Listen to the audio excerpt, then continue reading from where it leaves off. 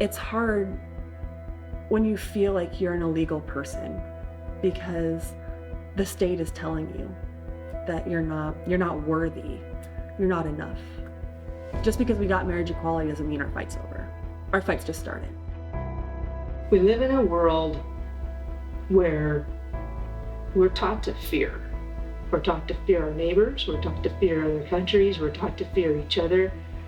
So somewhere in that equation, and I believe it starts in the home, if we continue to hurt each other because of fear, hurt people will hurt people. At some point, that has to stop. This is a terrifying place to be gay. There's no hate crime protection for gay people. If you beat somebody to death, yelling, it's not a hate crime.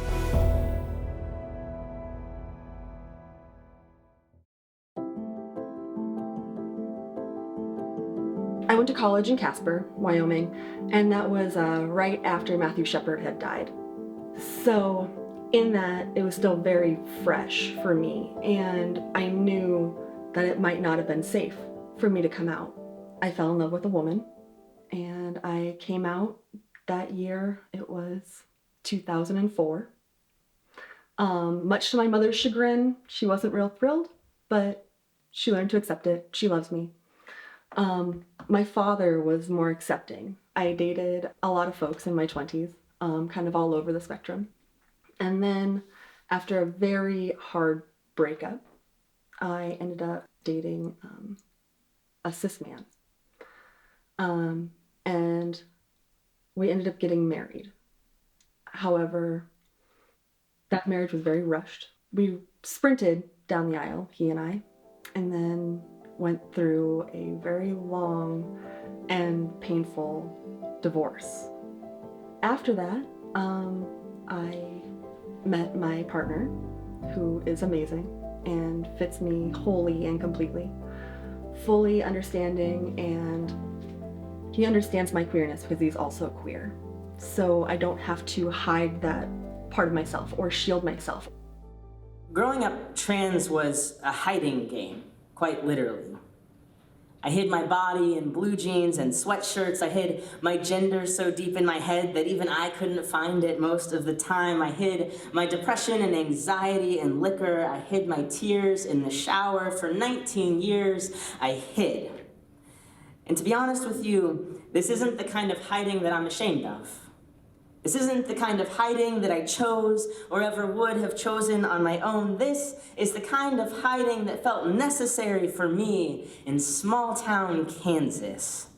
This is the kind of hiding that kept me from being beaten up in bathrooms. It kept me from being kicked off the swim team or from losing friends. In other words, this, with exception to the alcohol, this was the kind of hiding that kept me safe. My name is Brett, and I'm a writer, son, brother, lover, Christian, and recovering alcoholic. Woo!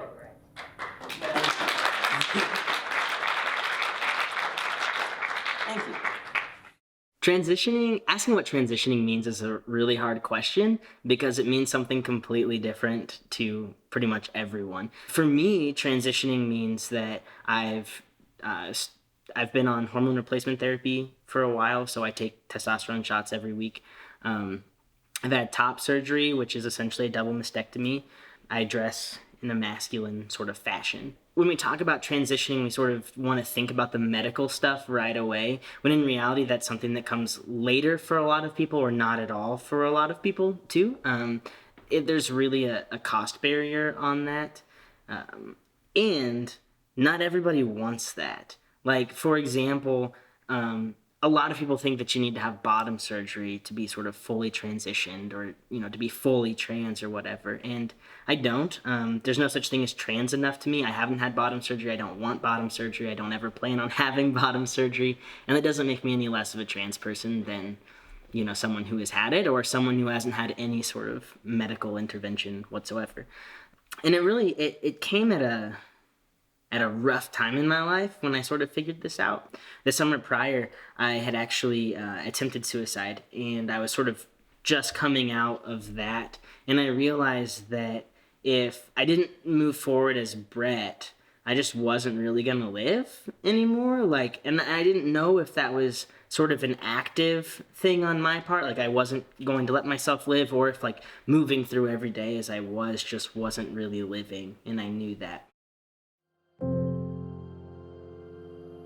From kindergarten to about second grade, I got called a girl. And from second grade on, the word gay started getting thrown around. And now, at that age, none of us knew what gay was. We just knew that it was a bad thing. When Joe was a teenager, he started to become more reserved, quiet, still had an opinion about everything. And he talked about how hard it was at school because of the harassment he received. He was at some point suicidal, but he was also a very loving, caring young man. As a gay kid, you spend your days terrified that your parents are going to find out and that they're going to not love you after that, even if they're the most supportive parent in the world. I had spent months trying to decide how to tell my mom. And finally, we're just driving around one day, and I'm getting up the courage, and finally I just go, Mom, I need to tell you something. And she goes, yeah, what's up? And I said, Mom, I'm gay. And there wasn't even a pause or a thought. She goes, Joe, I've known since you were 2. I think I was 8 years old when I heard about Matthew Shepard. And it scared me because it was stayed away from me. And I didn't know what gay was at the time, but I told myself at 8 years old that if I was ever gay, I wasn't going to tell anybody because I didn't want that to happen to me.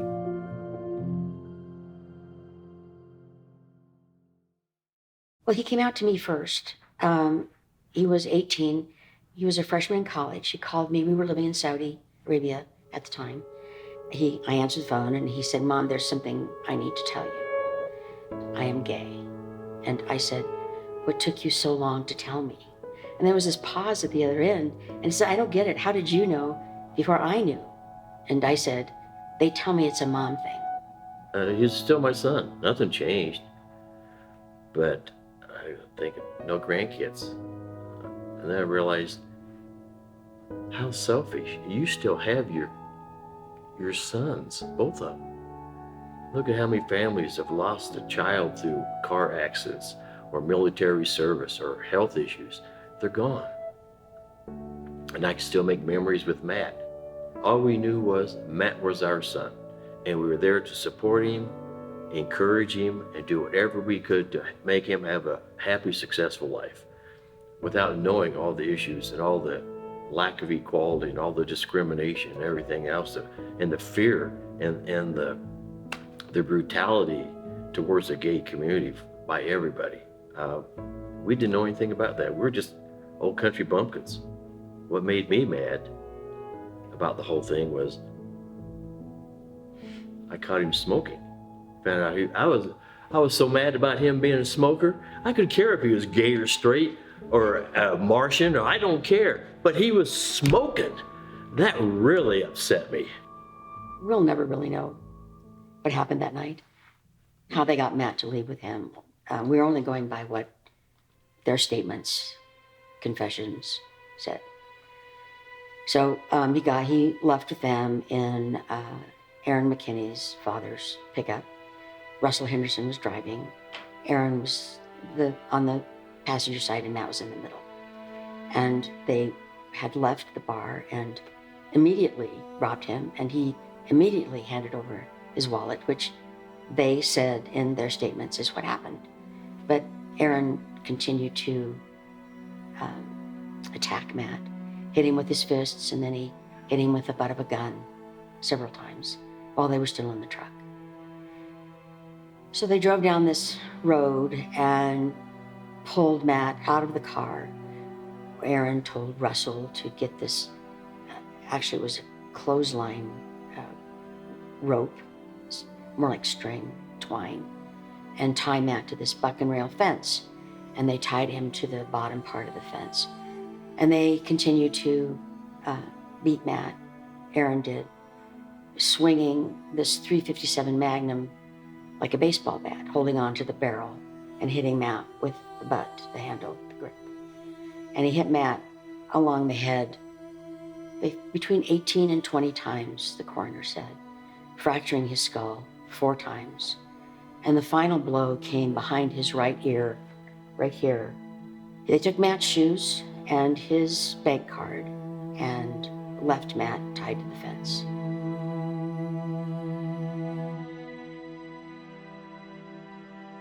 Matt was found by a mountain biker who was the next day riding his bike through the hills where Matt had been left. Took a different route than he normally took. Yeah, he did. And then he fell in this one place. And when he looked up, he saw Matt tied to the fence. If he'd fallen in any other place, he would not have seen Matt. The emergency room doctor said he'd never seen injuries like that on another human being, except in a tremendously horrific automobile crash.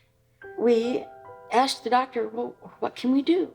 And he said, the one thing you can do is not take your anxiety into his room. So we tried not to. We had Matt's music was there, and we played his favorite music, and I had a bottle of perfume of mine that he liked. So we wanted him to know that we were there. And then we talked to him, and we touched him and held his hands and stroked his arm. And they told us that we needed to start thinking. We need to start thinking about making a decision on whether or not to disconnect all his life support. And we gathered everybody around us that was there, family and friends, and we surrounded his bed and were holding on to him, thinking that we're just not ready to let go. But he made that decision for us. So he was gone.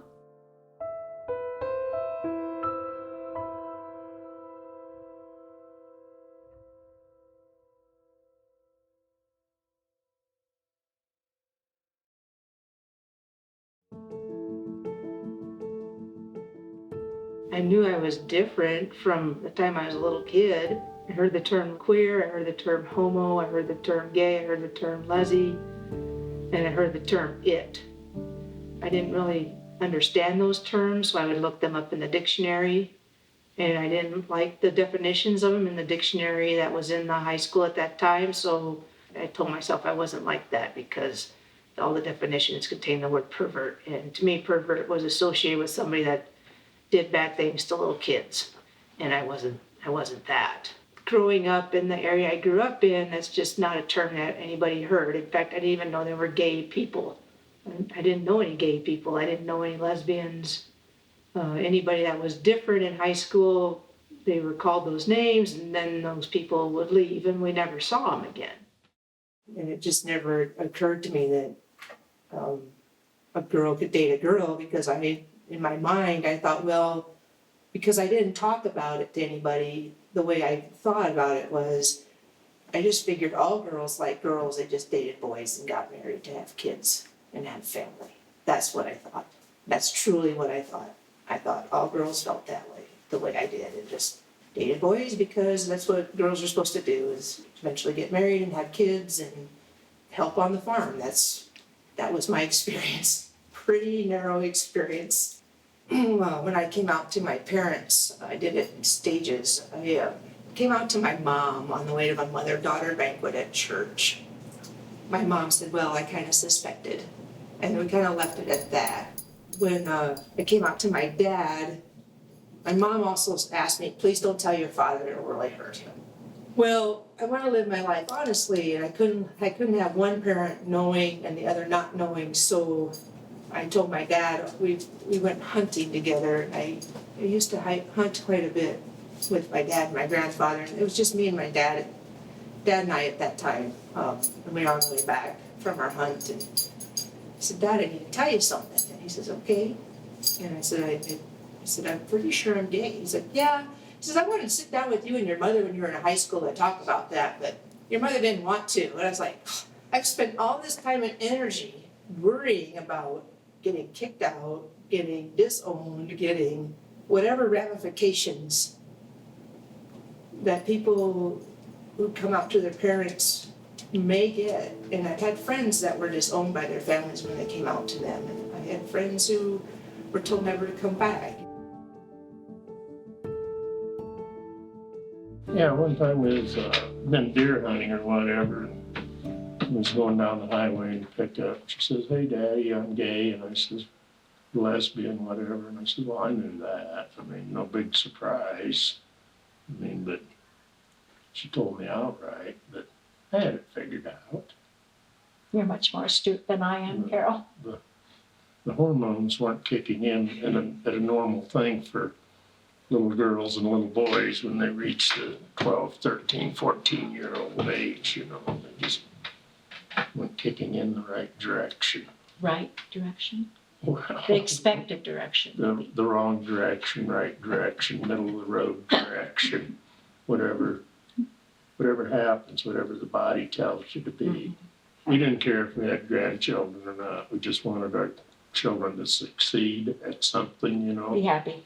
And where you can grow up and provide a living for yourself and live in a comfortable lifestyle. Be a responsible citizen. That's, yeah, that was probably our greatest dreams for the kids.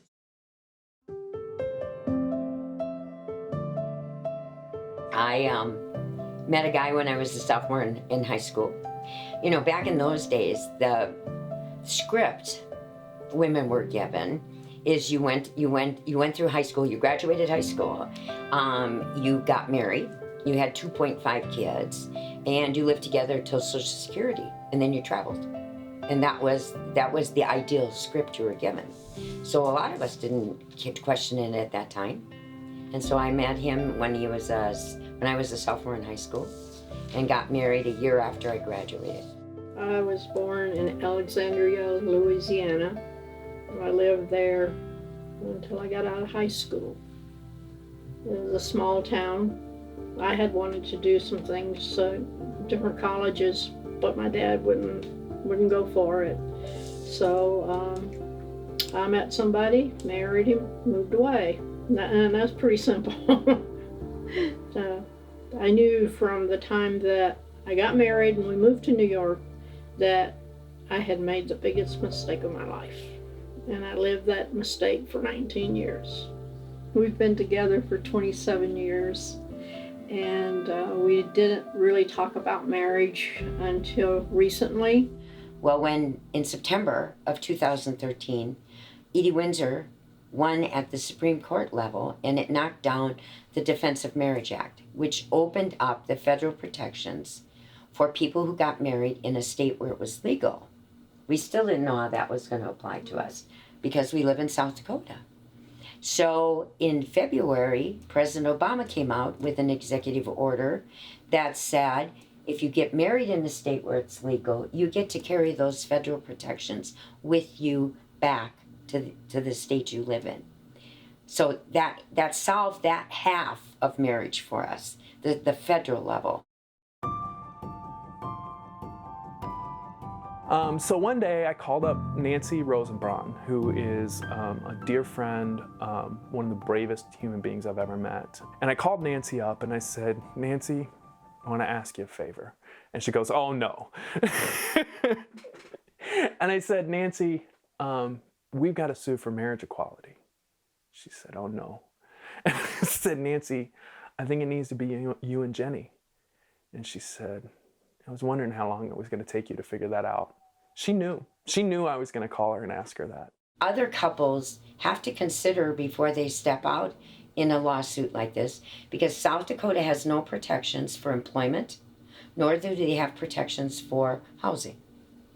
And so if a couple joins this suit, they are truly out of the closet. We truly became public figures. When we sat down and made the final decision, both of us felt that not doing it would be wrong. You see families with grandchildren, families with no kids, families with one newborn just getting started together. What you see before you is a true cross-section of the state of South Dakota.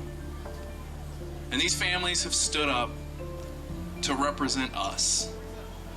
They've stood up to fight for all of us, gay, straight, queer, cis, trans, all of us. Because whenever some suffer inequality, all suffer from inequality.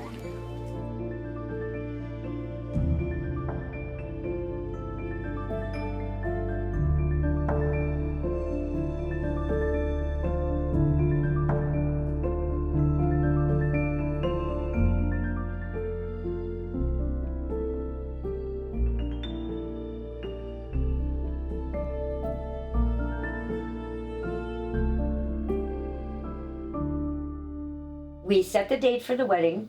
It was done at the Community of Christ Church in Minneapolis.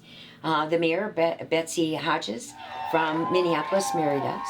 We celebrate your love. We celebrate your lives. We celebrate the stand you took. And together we say, your marriages count. Yes. And they count in South Dakota. Yes. And they count for us. And they count in the history of the United States. And thank you. And we love you. Yeah.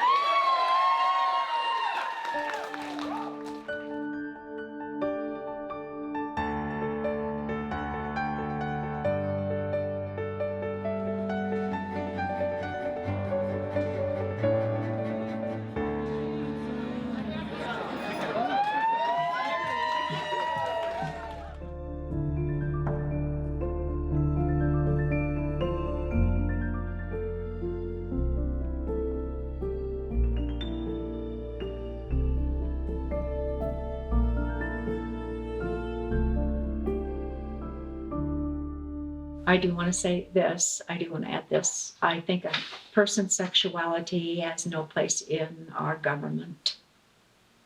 But no, they get so involved in things that do not have a relationship to the general welfare of the public. Yes. I mean, yes. To lose track of what their elected officials are supposed to be doing. Here's the thing, I don't care what anybody does behind their bedroom door. I don't care what you and your husband do behind your bedroom door. What we do behind our bedroom door, that's your business.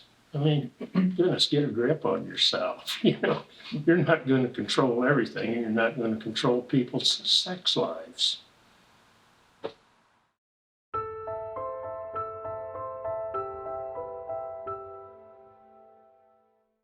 To legislators listening, what would you say to them? You're supposed to work for the betterment of your community, your state, and your country, and you're not doing it.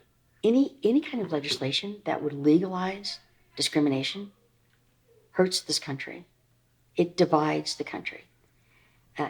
Anything that would engender or encourage any kind of hate, any kind of discrimination based on hate, is not why we are here. It's not why we're here. How can we be examples for the world if we can't even be examples for our own kids and grandkids and our own citizens to have basic equal rights? If you want to talk about the turning point in the South Dakota movement, it's SB 128. Essentially, the essence of the bill was that folks could discriminate on the basis of sexuality. It also declared that South Dakota is a sovereign state and the feds can't do anything. I mean, it was a fundamentally unconstitutional bill. It showed a basic misunderstanding of 8th grade civics, not to mention a basic misunderstanding of civil rights in this country. SB 128 that rolled through here really just lit a fire under the entire movement. They were trying to take away not just our adoption rights, but our rights just to exist. It was going to go back down to Jim Crow laws, like you cannot have a sandwich here, you cannot buy a cake here, you cannot, you can't sit here, we don't serve your kind, like where a store could put that in the window. It made no sense to me. Like Like, we've come too far for this, y'all. Like, we've come way too far. How is this happening? So we had a little rally. We did a little protesting. We marched Pier, and that bill was killed relatively quickly. So it didn't make it out of committee, which is great. And it was, go all in or go home. It was time to fight. They picked the fight. They poked the sleeping dragon. And so we did. We fought and we won that one. And then we realized that there was no going back. South Dakota has never been a state that hates people. I've never seen that. So to just see this crazy legislation come out of nowhere, just fear. It's fear-mongering. I decided to run for office because I want to try to bring some unification. I'm tired of the division that I see happening in our country, the division I see happening in our state. That's not what South Dakotans are about, and it's not what Americans are about. My biggest challenge in the last year and a half is still me and how I perceive myself at times, and this running for office has been a challenge. It forces me to be really outside of my comfort zone. It forces me to talk with people that I normally probably wouldn't talk with. It forces me to listen to other ideas daily. And I since my dad died, there's a bit of a challenge in there regarding grief. But I think he'd be proud of me for stepping it up and at least getting into the ring, so to speak. I think he'd be shocked a little bit too. I work in Sturgis, I live in Sturgis, I've been there about 7 years. And what I've learned living in northeast Nebraska and western South Dakota is I'm a little bit too liberal to be a great conservative. So either way, puts you in the middle. And I believe that if we all sit down together, regardless of party affiliation, and we start looking at what we have in common, we can do really good things for everyone. So thank you again for being here today, and thank you for this opportunity.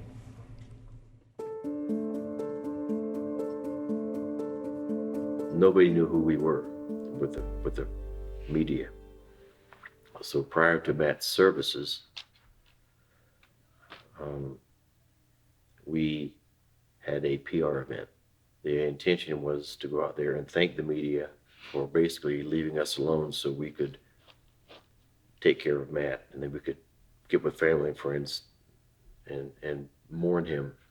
We had the press conference, and then we go over to the church to go in.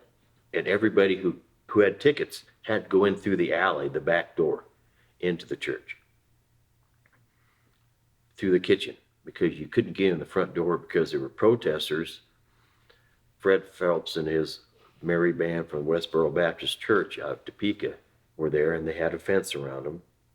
And then there were protesters against them facing them. And it was a media circus. That was the first time I protested against Fred Phelps. He had come to Casper to try and erect a life-size monument of Matthew Shepard that said, "Matthew Shepard burned in hell this day for crimes against God," in front of Judy and Dennis's church. So we all fought that day, and of course it did not happen, but it was a rough day to watch these children, 6, 7 years old, holding terrible signs that said "God hates fags" or "F you, dyke." I wasn't even out, but I was already experiencing hatred from people that didn't know me. Matthew Shepard was my biggest turning point for fear, because seeing that beautiful young man die in such a horrible way because that he was gay. I couldn't understand that, how anybody could do that to somebody. And my fear was, because we live in a small town, that it could happen to Joe. And that was my biggest fear. I didn't want anybody to harm my son. Fast forward to high school, we did a production of the Laramie Project, which is the story of the town of Laramie during and after the trial of Matthew Shepard's killers. And we sat down after one of the productions with the audience and a member from the Matthew Shepard Foundation. And we were just telling our stories. And it came to my turn, and I started talking about the bullying. And all of a sudden, the next thing I realized, my face is in my hands and I'm crying. And half the audience had gotten up to come and give me a hug because I had come out without realizing it. And it was weird because it was a full circle that Matthew Shepard, the situation there, put me into the closet, but it's what also brought me out of it, telling his story.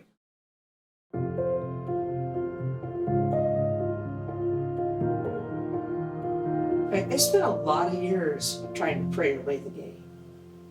A lot of years. A lot of years praying for God to make me, quote unquote, normal. When I realized that God probably wasn't going to make me normal in the sense of heterosexual,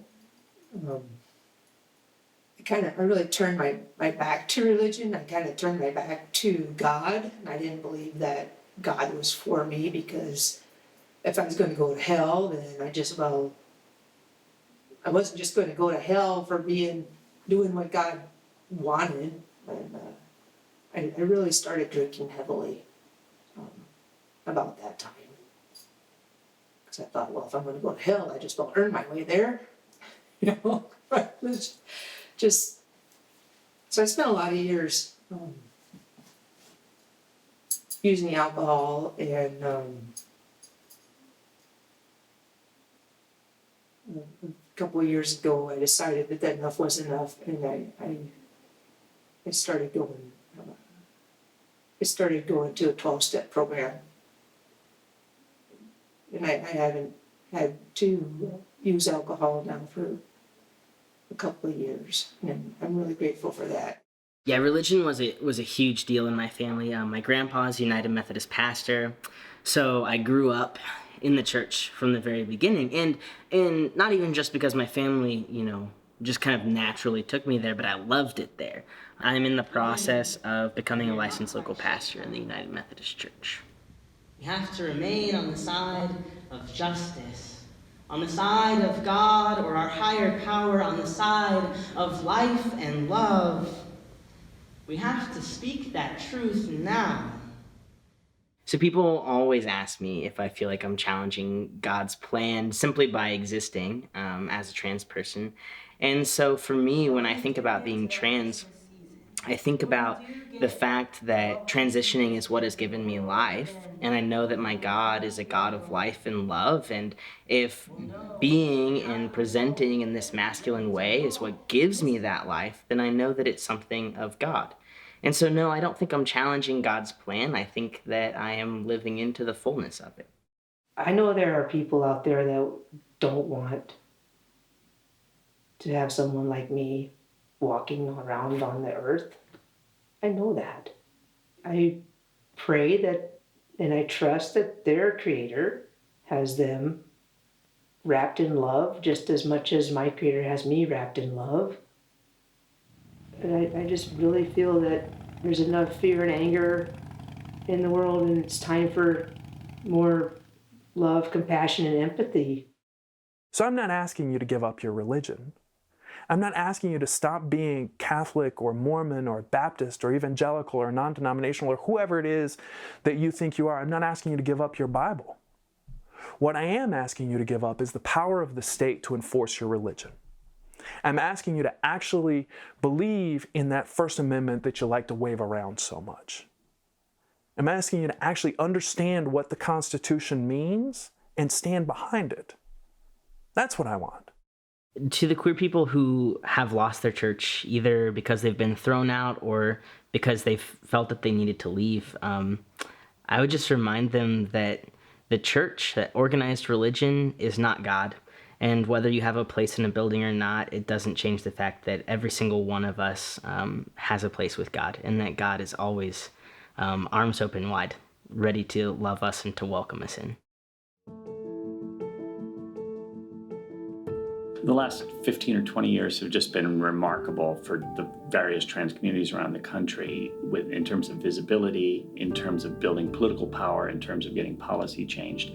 But ultimately, the questions are still the same. They're about acceptance. They're about public safety. They're about access to healthcare. And they're about economic marginalization, ways in which trans people are pushed to the margins of society and discriminated against in employment and housing and really across the board.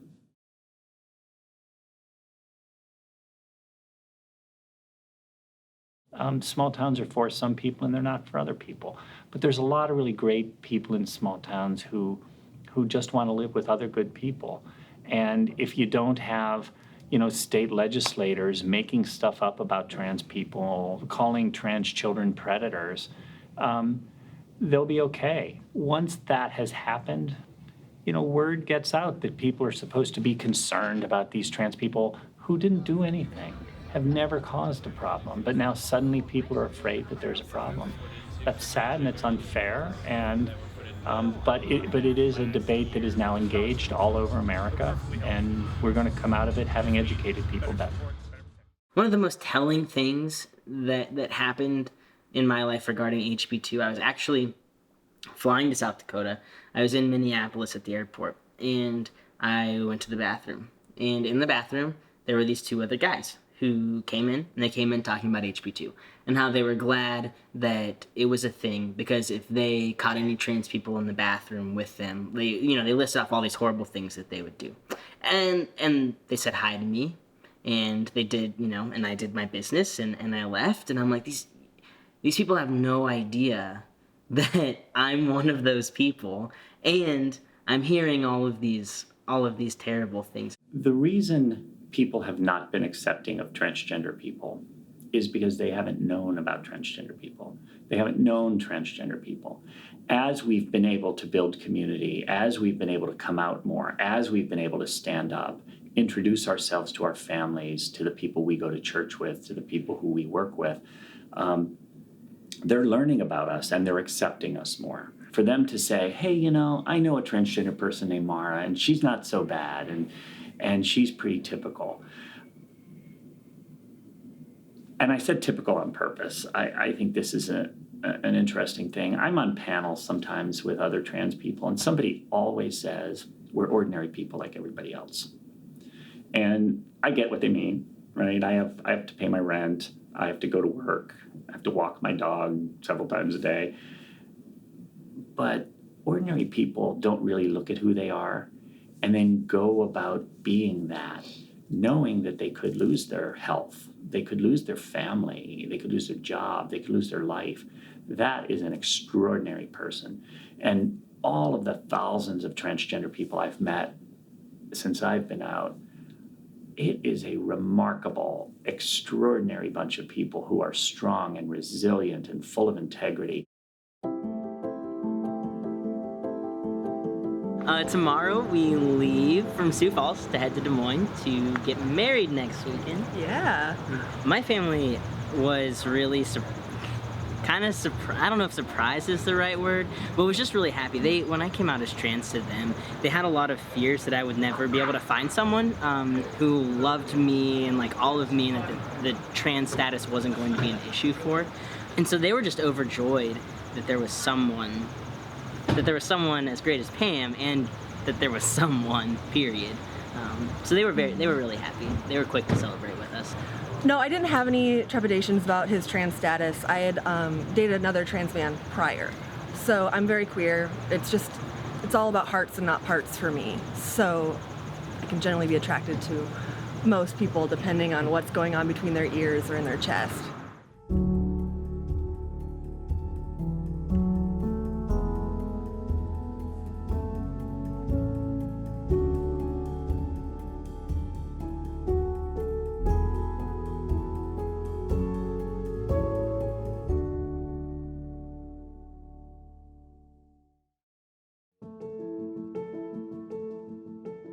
I've come to learn that I wouldn't be who I am without this part of me.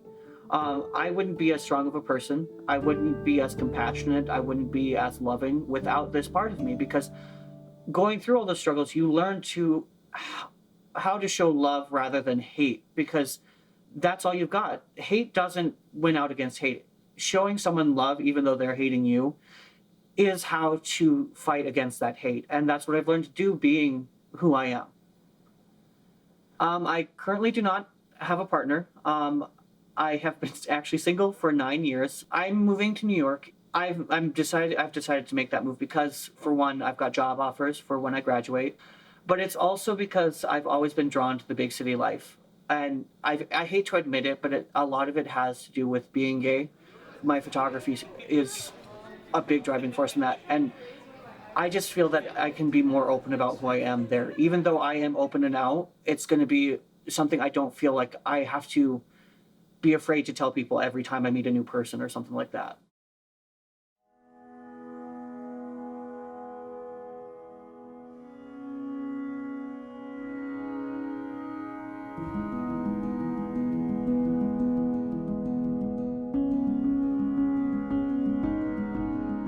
You want the positive ruling. You want the ruling in your favor. But in the back of your minds, I think you know that it could go the other way, you know, especially South Dakota. And so when the word came through, it was like, oh my God. Wow. Wow. Wow is right. Speechless. Wow is right.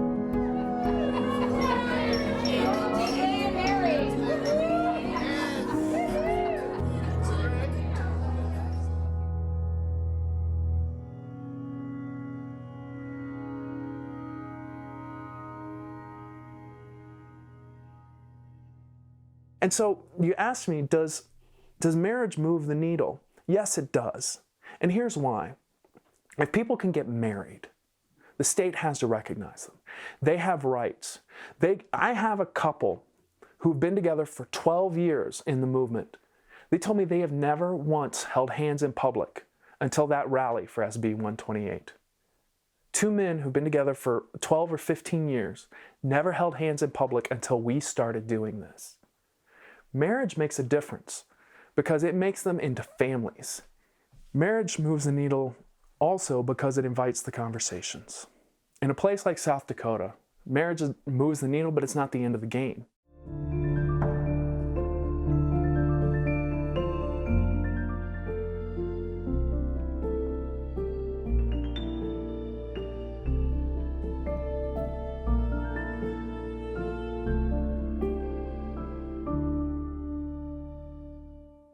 And there again, if you look at the basic definition, it is between a man and a woman. It does not always say between a man and a woman in which the woman is subordinate in legal respects. So I'm not sure it's still, again, a fair analogy to your situation.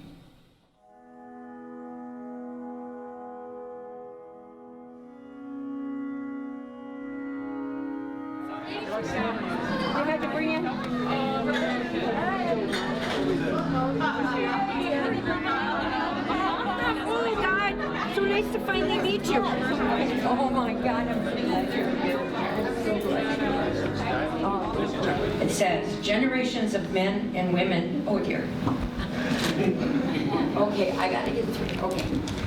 Generations of men and women risked their safety and their livelihoods, dedicated their labor and their honor, sacrificed their privacy and their peace of mind to achieve this victory.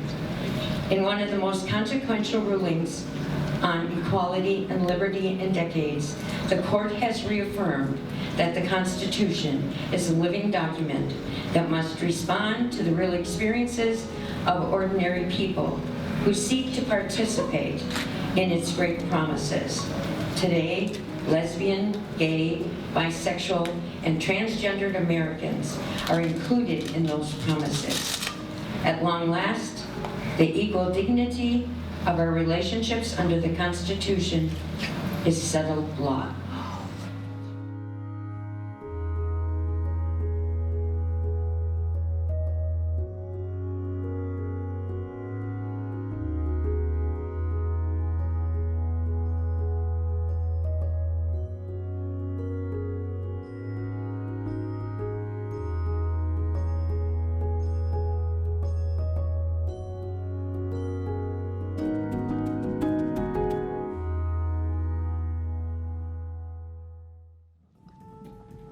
And as we turn to the east, we are reminded that today is the dawning of a new day, the continuance of a promise that was made to all of us.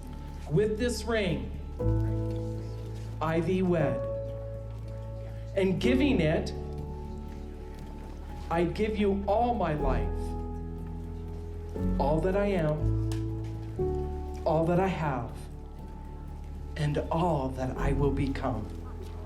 With all who are assembled here today, and by the authority vested in me by the state of South Dakota, it is with great joy and humbled admiration that I now pronounce you united, legally married, and spouses for life. Would you please kiss your spouse?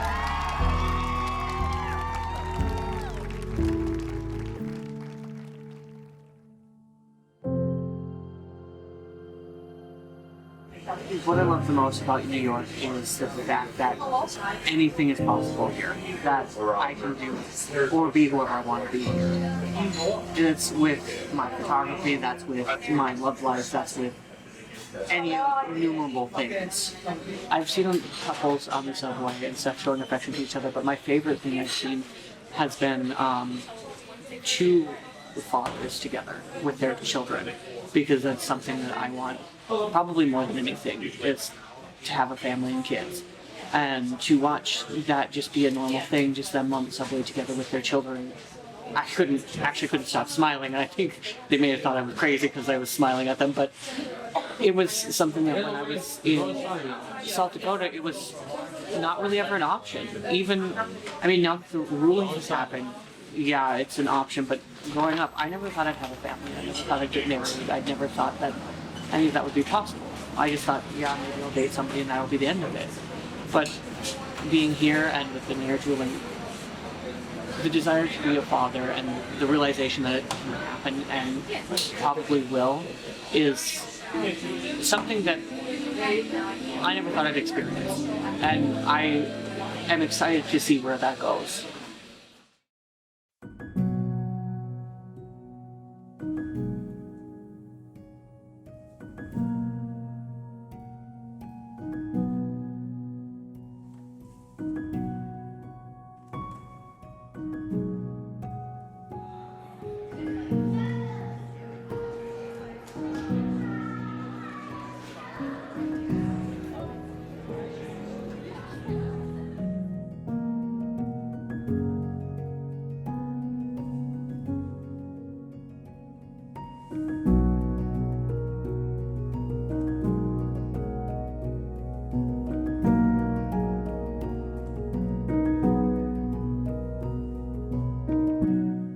When it comes to being out, especially in a place like South Dakota, you know, we've made that calculated decision. We've counted the risk and we've counted the reward, and we've decided that the reward is greater. And our kid didn't get that choice. Our kid has out parents, and that's just the way that it is from the very beginning. And so I think that my biggest fear is that that will create a harder life for them, not because us being queer is a bad thing, but just because of some of the ignorance and hate that still exists and the way people respond to queer and trans people. I don't want what has been life-giving for us to be harmful to them. Mm-hmm. The world that I'd like to see our baby grow up in is one of just love and one of acceptance, one in which she could be her very own person and become exactly who she is supposed to be without judgment or fear.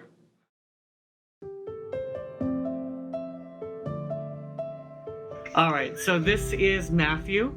We met 5 years ago on a dating app, and we have been officially a couple for a year now, as of December 27th. I know when I first did my first interview, I mentioned what I want out of life and all the normalcy, the dinners, the putting dishes away, yelling at each other. And when we first interviewed, I didn't have any of that. And in the last year, all of those things kind of have come true. We want a place to call home, honestly. We want a place that's ours. And what we want is what anybody really wants, is a family, to be able to have the security of those around us, and to honestly find our happiness within each other and from ourselves. Just the normal life. We want the family, the kids, the house, the stable jobs. That's our gay agenda.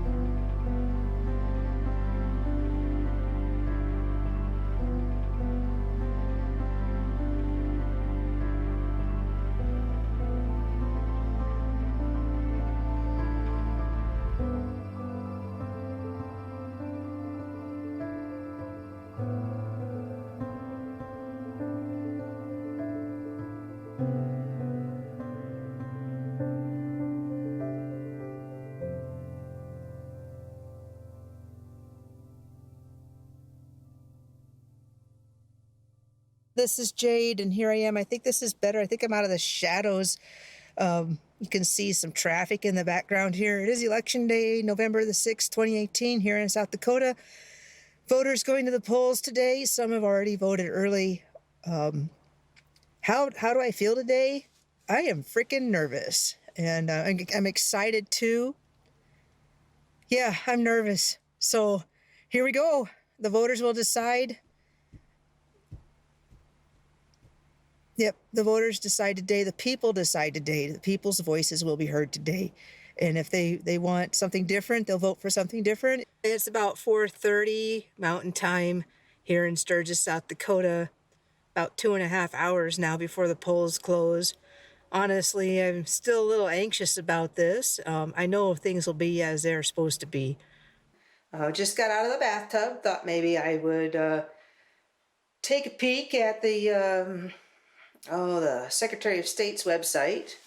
On there, it does look like I have procured 14% of the vote. I will not, in all likelihood, be representing District 29 here in the state of South Dakota. And that's to be expected. I knew it was a long shot to win, let's put it that way. So I took a chance, and if nothing else, people heard a different message for a little bit. Maybe that stays. Maybe somewhere a seed is planted. I do believe that everything is the way it's supposed to be. And I believe there's a bigger plan. And I don't know what that plan is. But I still have hope that we can make a better future for future generations. So, that is all. Good night.